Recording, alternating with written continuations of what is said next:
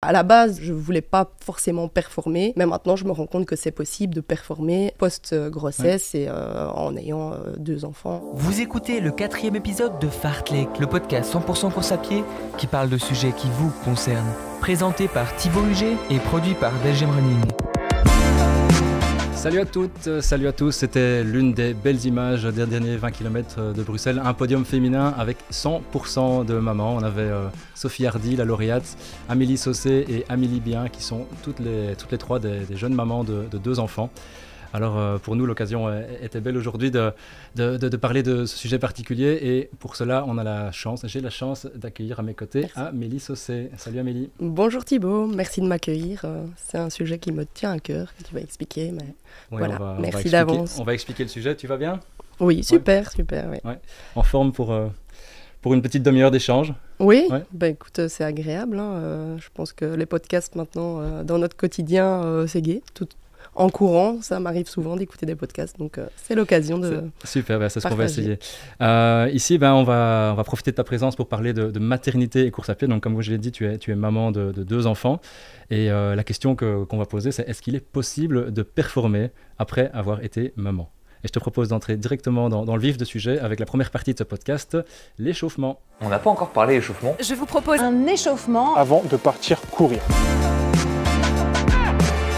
Alors Amélie, tu as 35 ans, c'est juste ? C'est bien juste, oui. Bientôt 36, un boulot à temps plein, 2 jeunes enfants et tu viens de signer cette année ta meilleure performance chronométrique, en tout cas aux 20 km de Bruxelles. Tout à fait. Un chrono d'1h12,27. C'est ça. Et c'est déjà ton 4e podium aux 20 km. J'ai arrêté de compter, j'ai retenu les 2e places, une fois 3e. Moi j'ai compté 2 3e et 2 2e. Voilà. Et ma question c'est est-ce qu'il y a un secret ? C'est quoi ton secret en tant que maman de revenir comme ça et de réussir à faire ton meilleur chrono et nouveau une 2e place ? Mon secret, alors là, en fait, moi-même, depuis la dernière performance aux 20 km, j'en reviens pas vraiment parce que je me dis, en fait, la nature est bien faite, le corps est bien fait finalement.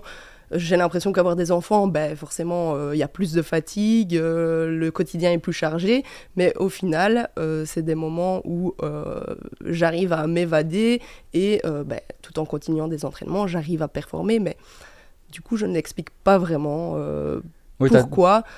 T'as toi-même été surprise, non ? Je pense que tu parlais d'un top 10 en arrivant à Bruxelles. Oui, voilà, moi, mais j'ai tendance à... J'aime pas trop me fixer des gros objectifs, donc, parce que sinon, je me mets déjà assez bien de pression et j'ai pas envie de dire aux gens, parce qu'on m'a souvent demandé avant, alors tu vises quoi au 20 ? Alors, je vais jamais aller dire que je vise un podium, parce qu'en plus, ça dépend des années et des gens, mais donc, je m'étais dit, franchement, un top 10... Sur les 20, c'est quand même une course où il y a énormément de monde, c'est déjà énorme. Et voilà, 1h16, ce que je me disais, j'espérais tenir du 3 minutes 45 du kilomètre. Moi, je me repère au kilomètre. Et donc, quand je suis arrivée et que j'ai vu 3,35 au kilomètre, je me suis dit, ah oui, je suis capable de faire ça, mais pourtant, les entraînements, j'arrivais pas à tenir cette allure. Donc, il y a aussi quelque chose, le jour de la course, l'adrénaline, le fait que depuis que je suis maman, quand je cours, je m'évade d'autant plus et j'ai l'impression de me donner plus qu'avant. Oui, parce que plus que la place, la 2e place, c'est surtout le chrono, c'est ton meilleur chrono. C'est ça. C'est ça qui t'a, j'imagine, surtout surpris. C'est ça, c'est se dire, aux entraînements, j'essaie de tenir du 3 minutes 45, j'y arrive pas, alors ça joue sur le moral, on se dit, comment tenir ça pendant 20 km alors que mes intervalles, par exemple 3 fois 4 km, je suis dans le dur et finalement le jour de la course, voir qu'on peut y arriver. Bon, après c'est une course où il y a énormément de gens et j'adore parce qu'on court jamais seul en fait. Donc voilà. Okay. Pour ceux qui te connaissent moins bien, est-ce que tu peux un peu resituer ton parcours sportif ? Quand tu as commencé, quelle est ta progression et d'où tu viens et peut-être quelles sont tes ambitions pour la suite ? Oui. Donc moi j'ai commencé l'athlétisme très jeune, on va dire j'avais 6-7 ans. Je courais déjà dans mon club, Laclos à la Louvière. Et je faisais ça avec mon papa qui pratiquait l'athlétisme.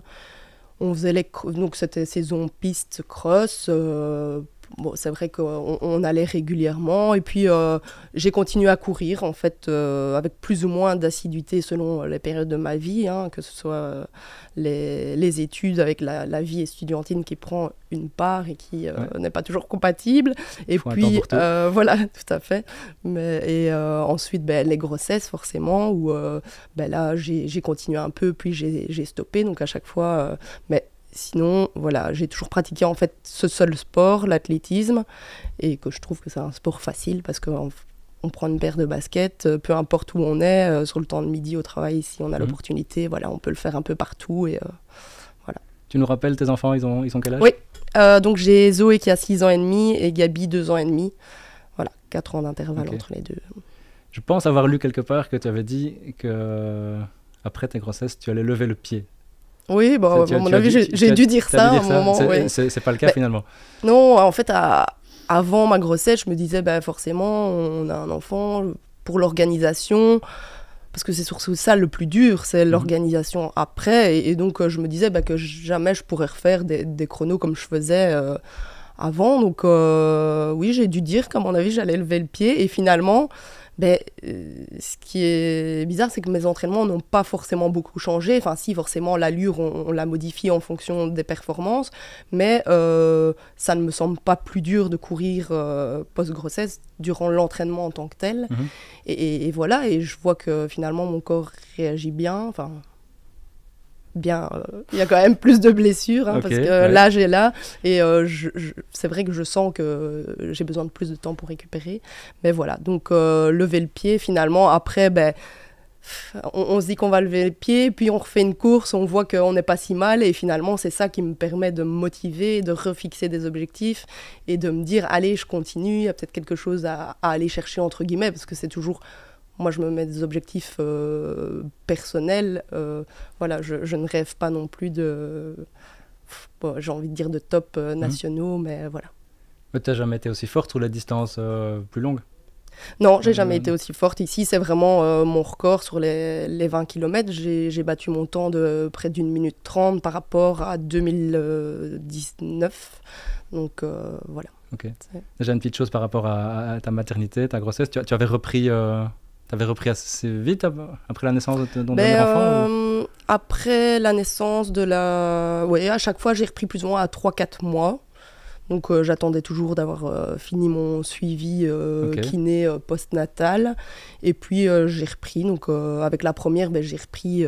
J'avais une charrette pour aller courir.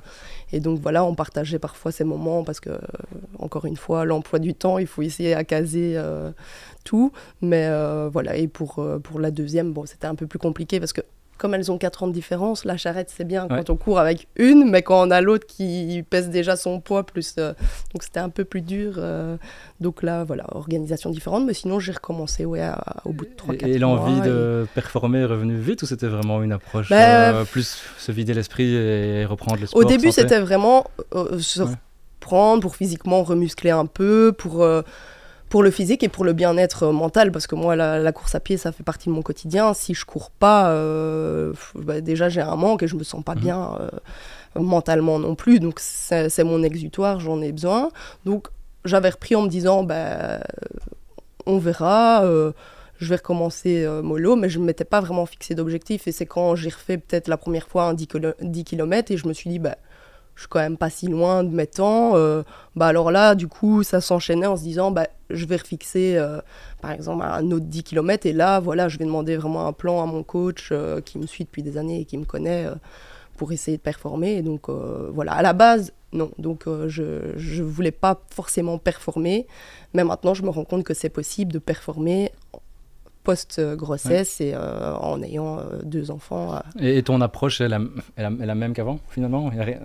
Il n'y a rien qui change à part le fait qu'il y a 2 enfants dans l'équation et qu'il faut s'organiser? Non, ça change parce que avant je courais, mais oui, j'allais à l'entraînement, c'était un temps pour moi, sauf que voilà, quand on est maman, les temps pour soi sont quand même comptés. Donc déjà, il y a toujours... Au début, je culpabilisais beaucoup quand j'allais courir parce que je prenais du temps pour moi et quelque part, ce temps-là, j'aurais pu mettre à profit avec ma fille. Enfin, je parle beaucoup pour Zoé, la première. J'ai beaucoup culpabilisé et donc... je me souviens, je travaillais à Tournai et j'allais m'entraîner à la Louvière et dans la voiture, je me disais, bon, enfin, j'aurais pu la reprendre, on aurait pu échanger un moment à la maison, mais à un moment, voilà, j'ai travaillé sur moi-même et ces moments à soi, on en a besoin et c'est vraiment excessivement important. Après, parfois, j'essaie encore de me convaincre parce que oui, on a aussi l'image de la société sur ce point-là, parce que parfois, on me dit... ouais, toi, tu as le temps d'aller courir. Je le prends. Oui, je le prends. Après, parfois, on dit on n'a pas le temps de faire ça. Ça, le temps, il faut le prendre parce qu'on est dans des sociétés où ça n'arrête jamais.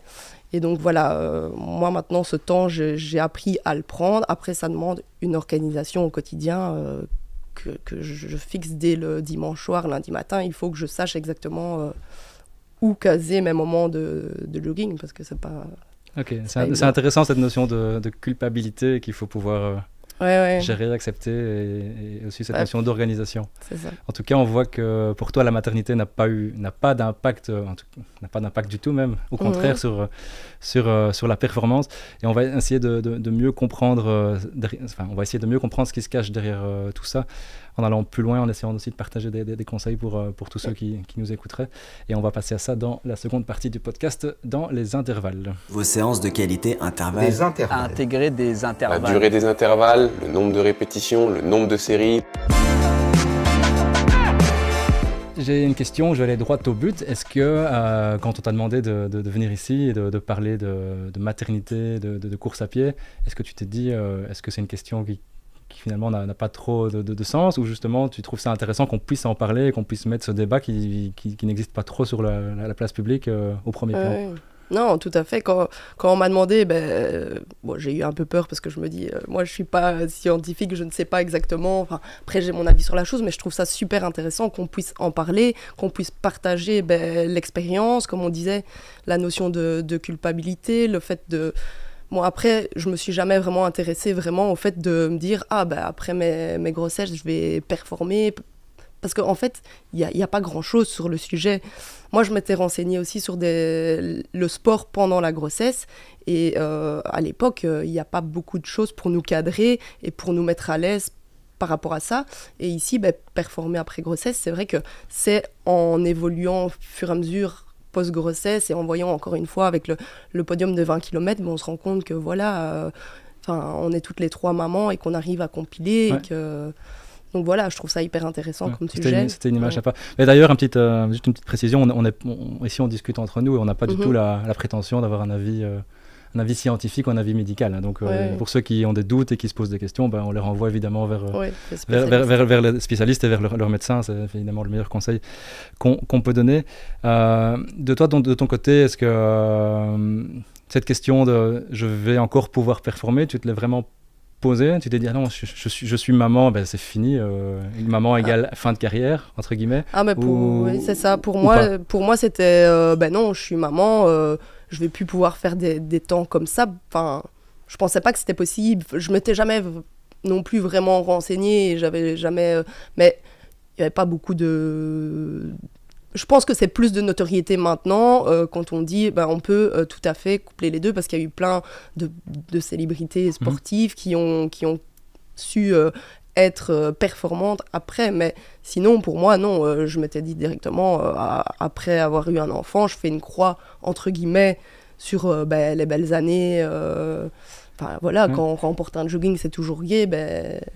C'est presque plus parce que la société t'imposait ce choix. On est maman, on arrête? Ou c'est parce que toi, tu te dis non, c'est pas possible de combiner les deux?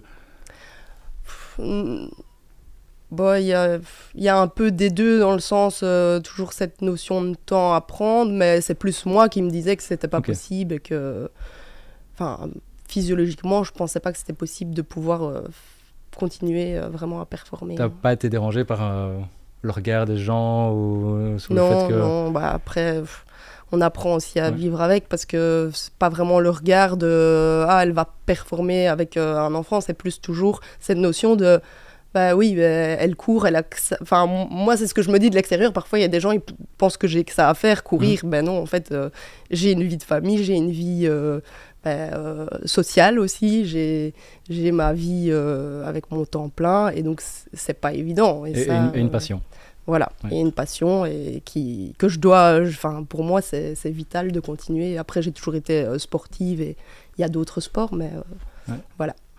Question naïve de mec peut-être. Est-ce que c'est comparable quelque part à avoir une longue blessure et puis revenir après à la compétition? Je ne sais pas si tu as connu déjà des blessures importantes. Oui, dans ton c'est parcours, ça. Moi, ou alors ça n'a strictement rien... Enfin, déjà, j'imagine que l'aspect émotif, affectif, il est complètement différent. Ouais. Mais est-ce que le retour à la performance, est-ce que c'est comparable à une blessure?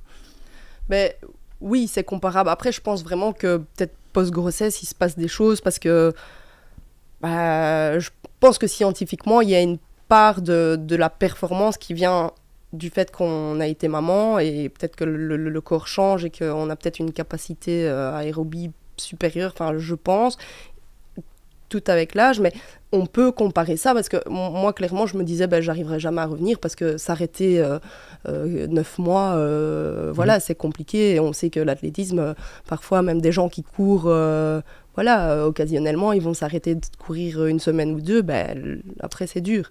Mais en fait, ça peut être des périodes bénéfiques parce que le fait de s'arrêter, parce que pratiquer la course à pied, c'est aussi...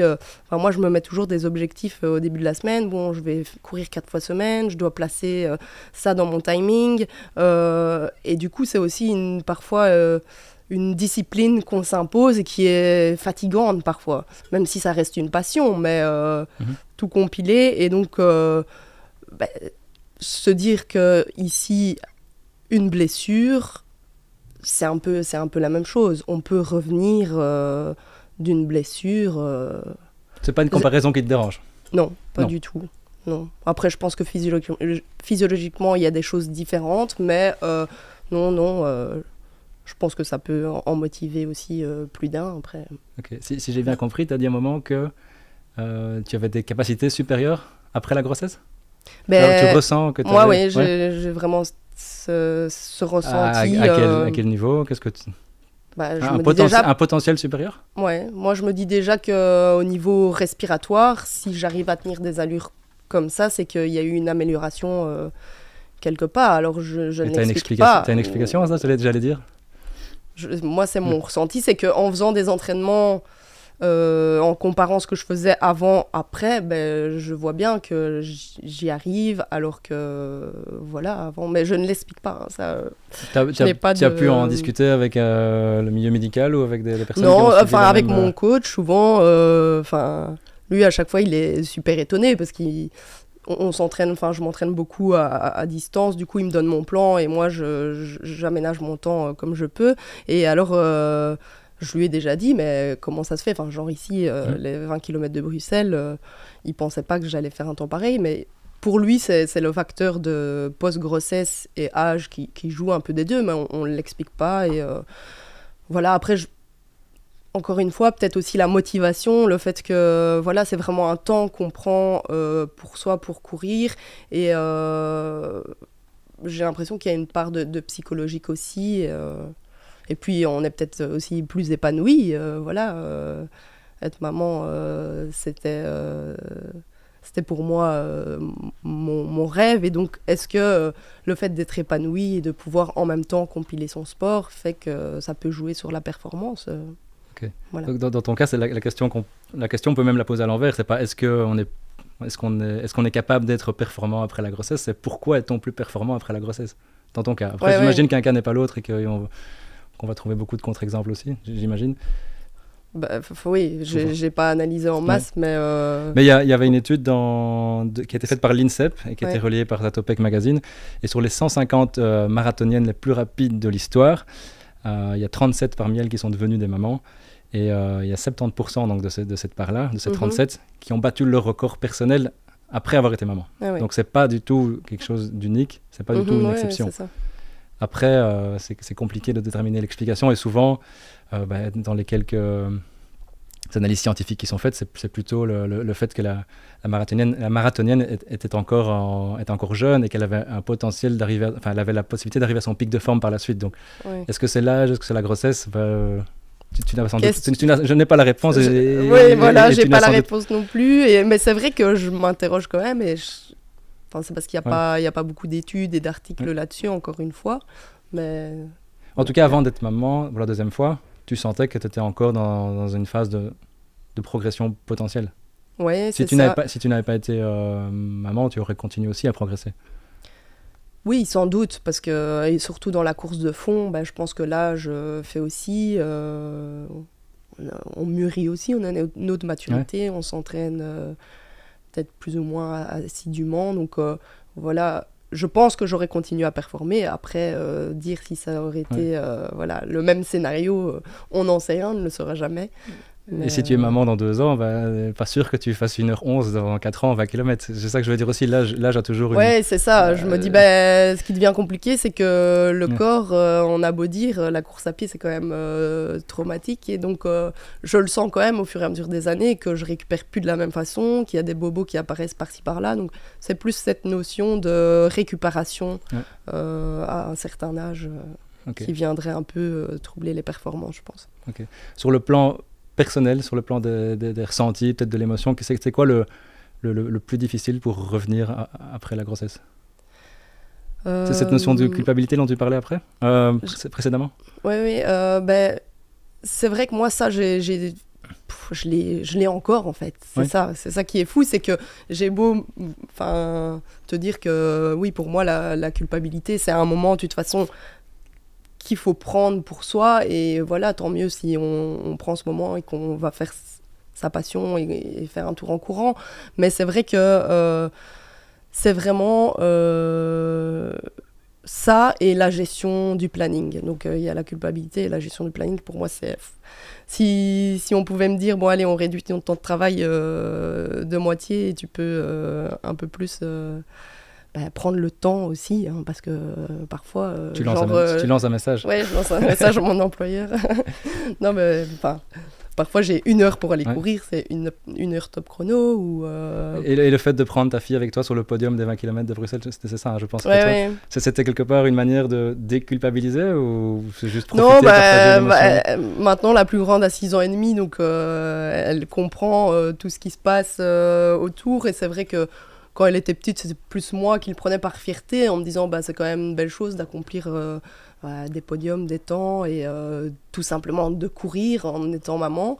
Et ici, elle a souhaité venir sur le podium, et donc voilà, de toute façon, c'est une fierté. C'est une belle image, c'est chouette, c'est un bon souvenir. Et j'imagine que le rôle du papa là derrière, il est quand même important. Oui, quel est-il? Est-ce qu'il est important? Comment ça se passe? Est-ce que pour revenir à son meilleur niveau, il faut être soutenu aussi en famille. Bon, il m'a bien dit de ne pas dire de mal de lui, donc je vais... je vais être sincère. Non, clairement, c'est un allié.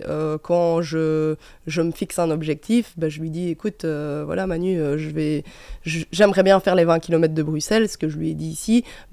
Du coup, on sait que les 6 semaines avant, je vais avoir un plan que je voudrais essayer de respecter au mieux.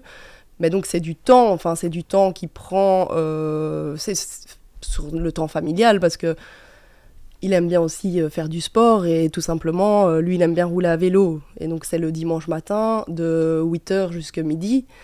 Clairement, moi mon entraînement c'est à ce moment-là, alors soit on décide d'aller à Tour de Rôle, donc s'il fait qu'on n'a pas de dimanche en famille, soit on décide de trouver quelqu'un, en général ma maman m'aide beaucoup à garder les enfants, et ça me permet de prendre ce temps, où à un moment on avait même mis un système de babysit 1 semaine sur 2, pour pas non plus, faut savoir le faire, et donc en se disant comme ça, entre guillemets, elle soit à la maison, nous on va faire notre sport, et voilà. Mais il faut que le papa soit quand même conciliant, et il l'a toujours été, mais bon, là, c'était les 20 km, mais par exemple, une préparation marathon, c'est encore autre chose, parce que là, le dimanche, quand on revient de sa sortie de 32 km, le dimanche après-midi, il ne faut peut-être pas me demander d'aller faire une balade dans les bois, je suis peut-être pas... donc ça a aussi des impacts. Donc voilà, il vaut mieux être aligné et savoir que selon les objectifs qu'on s'est fixés, les courses, peut-être qu'il y aura une période de 6 semaines un peu... chahuter. C'est Voilà. toujours l'un au détriment de l'autre ou est-ce que, Moi, j'ai ou est-ce que toujours c'est possible que les l'impression. deux soient épanouis, ne fût-ce que sur le plan sportif, hein, parce que vous êtes Ouais. des amateurs de sport. Là. Bah, j'avoue que moi j'ai toujours cette impression qu'il faut essayer d'équilibrer, mais en même temps on ne sait pas, on n'a pas, sur une journée il n'y a que 24 heures, et donc l'un au détriment, bah, c'est pour ça qu'on essaie de mettre aussi des choses en place pour pas impacter tout, mais voilà, oui, clairement, si je courrais moins, je pense que lui, à l'inverse, prendrait plus de temps pour faire du sport, donc toujours... Beaucoup de communication, j'imagine, beaucoup de planification. Planification, oui, ça, moi j'aime bien que ce soit organisé et plié, donc pour pas non plus prévenir en dernière seconde. Et c'est d'ailleurs pour ça qu'on parle de chaque événement que j'ai envie de faire. Ici, j'aimerais bien faire un marathon en octobre, ben, il faudra qu'on s'aligne là-dessus. Avec Voilà. quelle envie? J'attends de savoir la date pour les championnats de Belgique justement de marathon, et j'aimerais bien essayer de battre mon temps.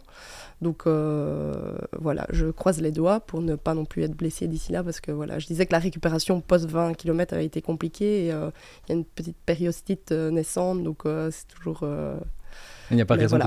raison que ce soit pas le cas, hein, de battre ton meilleur chrono. Ouais, c'est quoi, ce que donc je c'est me quoi dis. l'objectif? Donc moi mon chrono c'était 2h46, c'était en 2018 à Florence, donc un an après la naissance de Zoé, et donc ici je me dis oui, c'est clair qu'avec les résultats je pense, enfin j'aimerais bien aller chercher 2h40 à voir si c'est possible. Ok.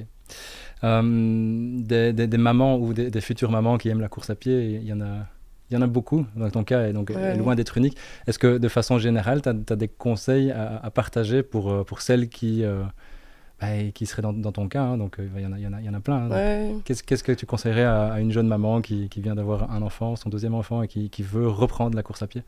Déjà, c'est cette notion de prendre du temps pour soi, parce que bon, un enfant qui arrive, on le dit tous, c'est une tempête, c'est positif, mais c'est s'occuper d'un petit être, et franchement, il faut aussi penser à soi. Donc au début, c'est compliqué, mais moi, voilà, le conseil que j'aurais à donner, c'est vraiment à partir du moment où on est bien en tant que maman, son bébé le ressent, et je pense que ça peut être bénéfique à tout le monde. Donc prendre du temps pour soi, et en même temps prendre du temps et le temps pour revenir, parce que voilà, je pense que ça sert à rien de se fixer un trop gros objectif directement. On n'est pas obligé de reprendre après 3 mois aussi, il n'y a pas de clairement, règles, et chacun... Clairement, mais en tout cas c'est possible. Oui, c'est possible, oui. Mais on ne conseille de toute façon pas de reprendre après... Avant 3 mois, hein, c'est ça? Oui, c'est ça. En général, y a une kiné postnatale qui se fait, et donc on conseille, oui, enfin ça c'est selon les cas aussi, mais je pense qu'au bout de 3 mois, on peut y aller. Et puis ça dépend si la maman préfère prendre plus de temps et qu'elle n'est pas encore prête à se séparer de son enfant aussi, parce qu'il y a toute la question de l'allaitement. Quand on allaite, il faut aussi programmer tout ça. Et je sais que, par exemple, courir à haute fréquence quand on allaite, c'est pas forcément bon. Ça aussi, je m'étais renseignée à l'époque. Donc voilà, je pense que en tout cas, le fond, c'est de prendre du temps pour soi et de s'écouter en tant que maman. Et sur le plan psychologique, c'est pas, le corps change après une grossesse, c'est pas compliqué de se remettre au sport, de changer. Non, comment on gère ce genre d'émotions-là? Forcément, quand on reprend, on a un peu de mal. On sent que physiquement, voilà, on a perdu un peu toute la masse musculaire, en tout cas pour moi, parce que j'avais plus pratiqué le sport pendant du coup 6 mois pour la première et un peu plus court pour l'autre. Mais bref, donc c'est compliqué, mais je pense que c'est justement là aussi gai de se dire allez, on va se remuscler, on va voir jusqu'où on peut aller. Enfin, ici je parle toujours un peu de performance, parce qu'en fait je pense que je suis un peu formatée comme ça, parce que... mais voilà. Parce qu'on revient de loin. Il y a beaucoup de travail à refaire pour revenir là où j'imagine, là où on était. Ouais, c'est un long chemin, c'est pas compliqué sur le plan psychologique de devoir composer avec ça. Non, parce qu'au final, on revient de loin, mais on reprend petit à petit, on se refait une petite endurance fondamentale, puis après on se fixe un objectif. Un objectif, si on veut faire par exemple un 10 km, je pense qu'avec une prépa, un peu d'endurance et une prépa de de 2-3 mois, ben, on peut le faire facilement. Donc ça va. Franchement, les premières semaines sont longues parce que oui, on a du mal à se remettre, mais finalement, ça revient vite et puis le temps passe si vite que voilà. Tu étais suffisamment forte pour pouvoir retourner seule ou tu as eu besoin d'être accompagnée, de travailler avec un groupe? Parce que parfois, la notion de groupe, j'imagine, c'est ça, est importante, ou de club. Moi, j'ai souvent besoin d'être accompagnée parce que pour moi, courir, c'est un moment d'échange. Et donc, à chaque fois, j'avais besoin de retourner à l'athlétisme à la Clos, à la Louvière, où là, j'ai mon groupe et on part ensemble. Même si sur piste, on ne fait pas le même travail, pendant l'échauffement, pendant le retour au calme. Et donc, cette notion de groupe, je trouve que c'est une motivation supplémentaire. Si on doit s'y remettre, c'est toujours plus gai de se fixer et de se dire qu'on est avec un groupe, on est attendu. Parce que parfois, quand on est dans son fauteuil, qu'on se dit on doit y aller, au final, si j'y vais ou j'y vais pas, c'est pas très grave. Donc parfois, c'est vrai que c'est dur de se motiver. Mais c'est aussi un cercle vicieux, je trouve, le sport, où au moins on en fait, au moins on a envie d'en faire. Et parfois, on peut tomber là-dedans. Et finalement, une fois qu'on l'a fait, c'est vraiment à la fin de l'entraînement qu'on se dit... Ça fait un bien fou et donc c'est ça qui nous permet de et puis le club amène des rendez-vous ponctuels et c'est ça. permet de fixer un moment dans l'agenda. On en a parlé, je suppose que pour revenir, c'est comme quand on débute, il faut prévoir du temps. C'est ça. Sinon on a toujours une excuse pour pas y aller. Oui, c'est ça. Moi, j'aime pas trop entendre moi j'ai pas le temps de faire ça. Non, moi j'ai pas le temps non plus. Je prends le temps.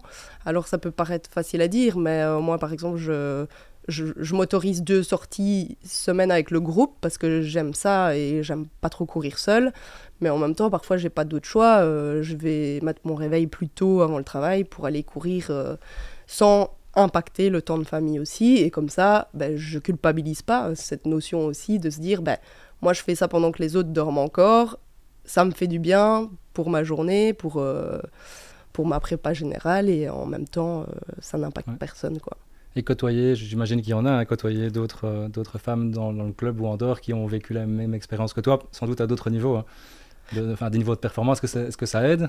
Est-ce que ça accompagnement d'autres femmes en fait, dans mon parcours proche, j'en ai pas vraiment beaucoup eu. Bon, après aussi, il y a des mamans à l'athlétisme, mais du coup, je me rends compte que c'est vrai qu'on est plus sujette à moins aller au club et peut-être plus courir quand on a le temps, donc ce n'est pas propice aux échanges, mais c'est ça qui était chouette aussi à Bruxelles, de se retrouver avec Sophie, Amélie derrière en attendant le podium, et finalement on peut échanger sur on vous a vu beaucoup échanger, c'est compliqué, je sais pas si vous parliez de oui, de ça c'est ça, mais en plus c'est des filles que quelque part je suis sur les réseaux parce qu'on s'est rencontrés déjà dans d'autres compétitions et on a un peu le même parcours. Et donc c'est beau, je trouve ça chouette de pouvoir échanger, de se dire quel est le plus dur finalement pour toi, et comme elle disait, c'est trouver le temps de s'entraîner finalement, parce que Sophie me racontait qu'elle allait travailler en courant, qu'elle revenait en vélo et le lendemain l'inverse, c'est quand même une discipline aussi à avoir, donc voilà. Ouais. Dernière petite chose, au niveau blessure, il y a pas eu ça n'a rien changé par rapport à ce que tu avais avant, ou tu te sens plus fragile Qu'est-ce que tu l'étais par le passé? Ou tu as toujours été fragile?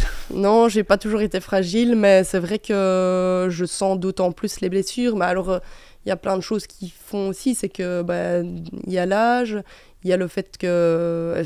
Est-ce que la grossesse joue? Je sais pas, mais en même temps, j'ai aussi accumulé... je fais pas beaucoup de kilomètres semaine, j'en fais peut-être 60, mais... Quand je fais des prépas marathons, j'en fais un peu plus, et le fait d'accumuler les kilomètres, si le corps n'est pas habitué, peut être plus propice aux blessures. Et donc, dire si ça a changé quelque chose, je ne sais pas. Oui, mais en tout cas, l'âge, pour moi, joue beaucoup, et je sens que... Et puis, il faut un accompagnement, et c'est pas toujours évident, parce que financièrement, s'accompagner d'un masseur, un ostéo, moi, j'en ai besoin, aller voir l'ostéo tous les 2 mois, c'est quelque chose que financièrement, je veux dire... Voilà, quand on gagne un petit prize money, finalement, le prize money il va facilement dans les séances d'ostéo. Mais voilà, donc si je voulais m'encadrer encore plus pour pouvoir performer, ça aurait un coût qu'on n'a pas toujours Ok. Qui dit maternité dit aussi grossesse, on en a parlé un petit peu précédemment. C'est une période durant laquelle, sauf contre-indication, il n'est pas interdit de courir, si je ne dis pas de bêtises. Et pour conclure l'épisode, je te propose de parler de cette période de grossesse et voir un petit peu comment toi tu as géré ça à ce niveau. Et c'est ce qu'on va faire dans le retour au calme. Le retour au calme. Le retour au calme. Le retour au calme. Le retour au calme. On conseille un retour au calme de 5 à 10 minutes, comme celui qui va suivre. Voilà, place donc au retour au calme. Et est-ce que ces mots de retour au calme, ça correspond à ta période de grossesse? Est-ce que c'était une période très calme au niveau course à pied, ou au contraire, tu as été une maman hyper active et tu as couru jusque très tard? Non, en fait, donc avant d'avoir Zoé, une fois enceinte, je me suis dit je vais continuer à courir. Et puis finalement, en fait, le fait que je sois quand même de nature anxieuse, on va dire, au bout de 2-3 mois, à chaque fois que je courais, j'étais là, est-ce que tout se passe bien là-dedans? Est-ce que je lui fais pas de mal? Est-ce que les chocs avec la course à pied, est-ce que c'est vraiment bon? Et donc je m'étais renseignée auprès de ma gynécologue, et comme elle sait que je cours au quotidien, voilà, pour elle, tant qu'il n'y a pas de risque au niveau grossesse, on peut continuer l'activité physique. En tout cas, la course à pied n'est pas à éloigner, mais c'est plus moi qui, tellement je me questionnais, avec le recul, je me dis que c'est bête, parce que maintenant, il y a beaucoup plus en fait, d'articles sur ça, le sport et la grossesse. Mais l'air de rien, il y a 6 ans et demi, quand je m'étais un peu renseignée, j'avais pas beaucoup de réponses, et voilà, j'avais juste pas envie de prendre de risques, et avec le recul, je me dis que c'est bête. Parce que... T'avais plus peur que plus d'envie? Oui, c'est ça. Finalement, c'est ça qui a fait... On t'aurait dit, vas-y, il n'y a pas de danger. Si on m'avait mieux accompagné sur la pratique sportive en temps de grossesse, je pense que j'aurais continué. Il y avait de nouveau cette notion de culpabilité, quelque part, déjà?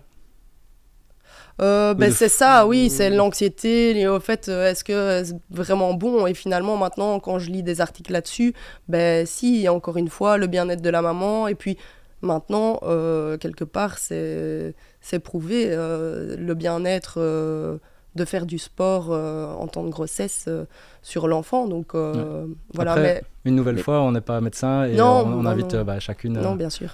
à écouter d'abord, avant toute chose, et poser la question, c'est la moindre des choses. Et surtout, s'écouter soi-même. Voilà, c'est ce que j'ai fait à l'époque. Je ne le sentais pas... à un moment, je me dis, je vais arrêter de me torturer à chaque fois, à me dire, à aller courir et finalement pas prendre de plaisir, parce que je suis en train de me demander si je fais bien ou mal. Donc, on s'écoute, et forcément, on écoute les spécialistes, encore une fois. S'écouter, c'est le conseil s'écouter soi-même, c'est le conseil que tu donnerais aux jeunes mamans, aux jeunes futures mamans? Oui, ça c'est la première chose à faire, c'est s'écouter, et pas se mettre des objectifs et se torturer après, voilà, vraiment s'écouter, Tu as quand même couru un petit peu durant ta grossesse? Oui, j'ai couru jusqu'au 3e mois pour la première, et ensuite j'ai commencé à faire de l'aquajogging, un peu de natation, et après on restait actif, des petites balades en vélo, etc. Mais finalement, le fait aussi de cette accalmie en termes d'entraînement, en termes de compétition, a fait du bien psychologiquement, parce que quand on s'entraîne et qu'on se met un objectif, si on n'a pas été courir une fois ou deux sur la semaine, quelque part, ça joue aussi en se disant, pour moi, à chaque fois, je me disais, ok, j'ai raté cet entraînement-là, j'ai tout raté, j'ai raté ma course, et ça peut jouer psychologiquement. Donc voilà. Et puis, pour la deuxième, je m'étais dit aussi que j'allais continuer à courir plus longtemps. Et finalement, là aussi, naturellement, après 3 mois, je ne le sentais pas. J'avais une petite voix qui me disait de ne plus continuer à courir. Bon, après, dans ce cas-là, cette petite voix, je la remercie, parce qu'au final, j'ai accouché à 34 semaines, donc il valait mieux que j'arrête. Mais après, encore une fois, si jamais j'aurais été suivie, je veux dire, le gynécologue est au courant si la personne court, etc. Et il y a un suivi à avoir de ce côté. Mais tu n'as jamais couru avec un ventre arrondi? Tu n'as jamais été jusque-là, donc tu n'as jamais été soumis au regard des gens déjà dans sur la un rue. vélo, j'avais peur de tomber ou une mauvaise chute. Donc voilà, c'était plus, encore une fois, de ma nature plus anxieuse. Tu n'as pas senti ce poids de regard des gens qui te disent « Ouh là là, qu'est-ce qu'elle faisait là ?» Non, mais c'est vrai que ce regard, non. Bon, après, je peux comprendre que quand on voit quelqu'un courir un marathon enceinte de 7 mois, je veux pas dire que ça me choque. Je me dis que la personne est tout à fait... voilà, elle s'écoute, elle sait ce qu'elle fait, elle est professionnelle. On a vu ça dans les médias, mais voilà, moi je pense que du moment que tout le monde s'écoute, il n'y a pas à poser un regard et à juger. Voilà. Après, on va peut-être pas le conseiller ici à tout le monde. Hein. Chacun verra ce qu'il peut faire. Ouais, c'est ça. Et sur l'aspect psychologique, le fait... est-ce que toi, tu es habitué quand même à faire des podiums, à gagner quand tu t'alignes à gauche, à droite. Est-ce que c'était pas compliqué de devoir s'arrêter?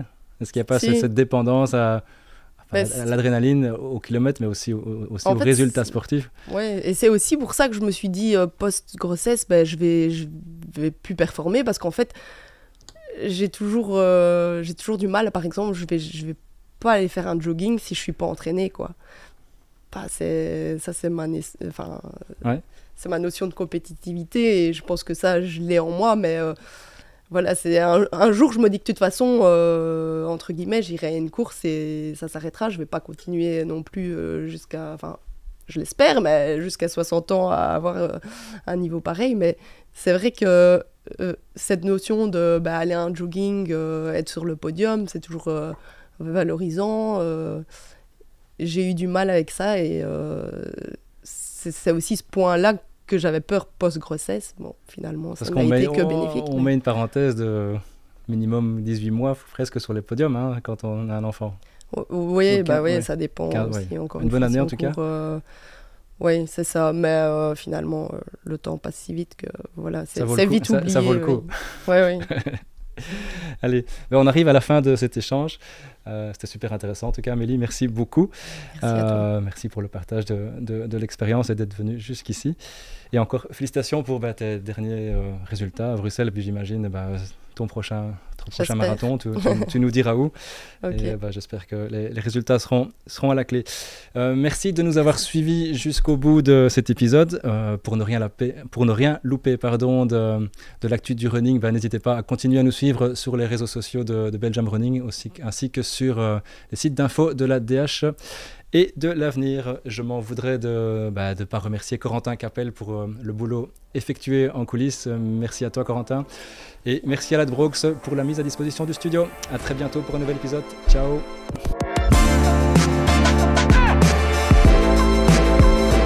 Merci à tous d'avoir écouté ce podcast jusqu'au bout. N'hésitez pas à nous retrouver et nous suivre sur les différents réseaux sociaux, Facebook, Instagram, ainsi que sur YouTube. À bientôt!